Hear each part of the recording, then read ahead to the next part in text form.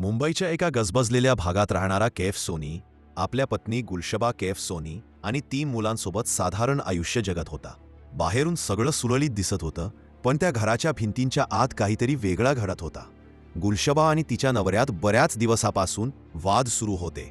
कैफला संशय होता की त्याच्या पत्नीचे कोणाशी तरी अवैध संबंध आहेत. त्याचं मन अस्वस्थ होतं, पण त्याने हे सगळं घरात मधीच शांतपणे ठेवायचा प्रयत्न केला.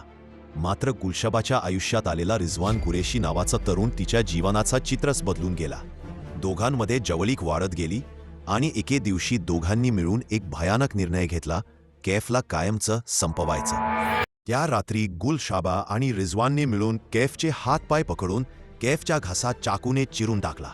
मृतदेहाला 2 बेडशीटमध्ये गुंडाळून बेडच्या खाली लपवून ठेवण्यात आलं.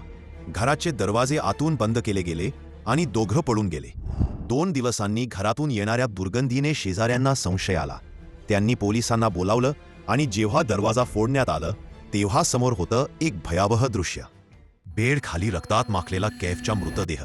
या घटनेमुळे सर्व परिसरात खळबळ उडाली आणि तपास सुरू झाला. सुरुवातीला गुलशबा गायब होती, पण मोबाईल लोकेशन आणि सीसीटीव्ही फुटेजच्या आधारे पोलिसांनी तिच्या आणि रिजवानचा शोध घेण्यास सुरुवात केली. काही दिवसांच्या शोधानंतर दोघेही पकडले गेले. चौकशीत गुलशबाने सगळं कबूल केलं. हो, मी आणि रिजवाननी मिळून कैफचा खून केला. हे सगळं का? फक्त एका अवैध नात्यासाठी एका माणसाचा जीव घ्यायचा एवढा सोपा निर्णय कसा घेतला गेला? ही कथा केवळ खुनाची नाही, तर एका स्त्रीच्या चुकीच्या निर्णयाची आणि एका पुरुषाच्या निर्दयी मृत्यूची आहे.